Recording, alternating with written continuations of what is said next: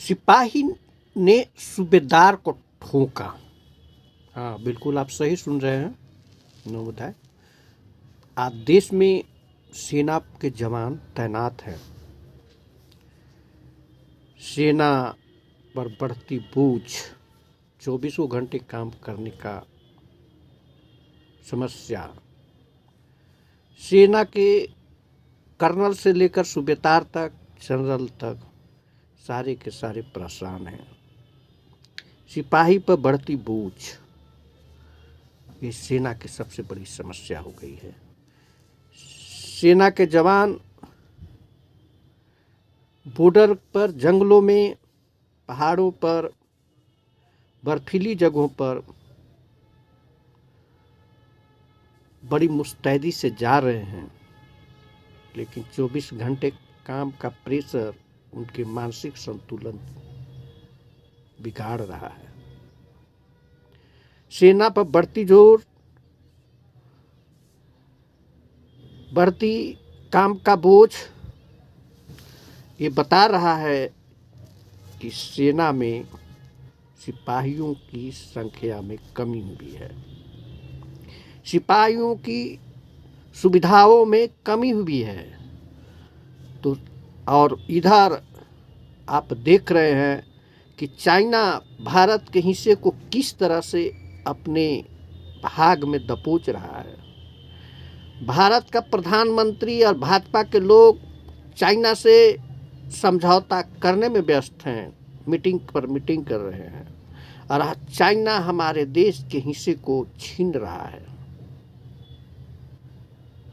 इधर सिपाही पारुल शर्मा ने सूबेदार को जो ठोक दिया, गोली मार दिया। ये गोली इसलिए मार दिया कि जो सरकार की रवैया है वही रवैया पूरे देश में लागू हो रहा है। इधर सेना की बढ़ती बोझ, सिपाही की बढ़ती बोझ उनकी मानसिक संतुलन को बिगाड़ रहा है। ऐसे स्थिति में देश के जवान हमारे किस तरह से काम कर सकते हैं, आप खुद सोच समझते हैं। हमारे प्रधानमंत्री जी डमरू बजाने में व्यस्त हैं। उनको विकास, देश की सीमाओं पर समस्याएं नहीं दिख रही है। उनको तो मंदिरों में डमरू बजाने का शौक है, और वो वहीं मंदिरों में दिख रहे हैं और डमरू बजा रहे हैं।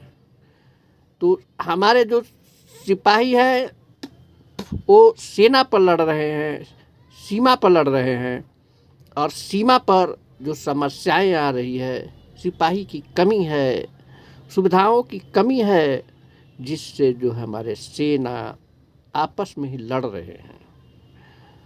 सूबेदार सिपाही को ऑर्डर देता है, कर्नल सूबेदार को ऑर्डर देता है, जनरल कर्नल को ऑर्डर देता है, और सभी एक दूसरे पर थोपने की प्रयास कर रहे हैं। लेकिन सुविधाओं की कमी के चलते सिपाही की मानसिक संतुलन बिगड़ रहा है।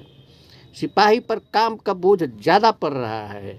24 घंटे कोई भी व्यक्ति नहीं काम कर सकता। ऐसी स्थिति में यही हाल होगा जो हो रहा है। इसको सुधार तभी किया जा सकता है कि जब सिपाही पर काम के बोझ को कम किया जाए।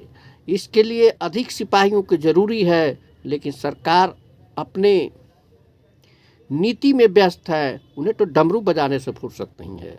अतः भाइयों, मैं आप लोगों से आग्रह करता हूं कि स्थिति को देखते हुए आगे अपना निर्णय लें आम जनता। जय भीम, नमः बुद्धाय। मेरे चैनल को ज़्यादा से ज़्यादा शेयर, सब्सक्राइब करें। इन्हीं शब्दों के साथ मैं अपना वक्तव्य समाप्त करता हूँ अगले वीडियो में।